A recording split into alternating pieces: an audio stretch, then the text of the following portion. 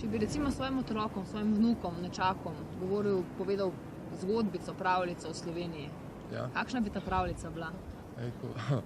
Nekoč je obstajala neka dežela pod Alpami, kjer je živel majhen, ampak zelo srečen narod, pa se je skozi celo zgodovino boril oziroma bil nekomu podrejen in ko je končno dobil priložnost, da gre na svoje, je takoj po parih letih izkoristil priliko in šel pod eno drugo organizacijo, se pravi, kakor je naš pisec Cankar povedal, hlapci za hlapce rojeni, za hlapce vzgojeni. To je stvar, ki jo je Cankar že 100 let nazaj pisal, ampak nažalost je še zmeri aktualna, tako da ta miselni preskok je tisto, ki ga je treba narediti, ker res mislim, delam recimo v taki instituciji, da se konstantno srečujem z mladimi ljudmi in vidim, da so Slovenci res pameten narod.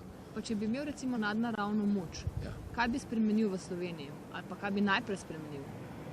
Najprej bi spremenil to neko nacionalno zavest oziroma, kako bi rekel, ponos, da ljudje postanejo ponosni na to, kar so, ker Slovenci so zelo pameten narod, ampak tega žal ne znamo izkoristiti, ker kaj delamo vsi mladi, ki so za neki bežijo ven, ker pač tukaj nimajo priložnosti, pustimo zdaj zakaj pa kako, da pač kader, ki je usposobljen, ki bi mogel imeti priložnosti, ne dobi, in kaj naredi, gre v tujino in pač naredi nekaj sebe in se nikoli ne vrne.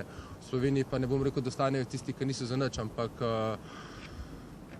bi veliko več imeli od tega, kar imamo, to veliko bolj izkoristili, pa pač tega žal ne. Tako da, če bi jaz lahko kaj spremenil, bi spremenil to, da smo bolj ponosni nase in da pač to bolj izkoristimo. Ker definitivno potencial je, ampak mislim, da ga sploh ne izkoriščamo. Pa če primerjaš svojih 25 let in probaš poiskati usporednice s 25 leti Slovenije, jih mogoče kje najdeš? Tako bom rekel, se pravi, jaz sem se rodil tako kot Slovenija, istega leta. Na začetku smo in eni in drugi delali zelo velike korake, smo se razvijali, smo si zadali neko pot, po kateri smo hodili, s tem, da pol je prišla ta kriza, se pravi, kaj je 2008, 2007, takrat sem jaz naredil tisti glaven preskok, se pravi, iz srednje šole počasi v faks, začel dojemati, kako se svet odvija, nadaljeval svojo to neko krivuljo rasti, upam, da pri tem, ko Slovenija se je tam pol pač ustavila in nekaj časa bila na črti ravno, pol je pa začela padati.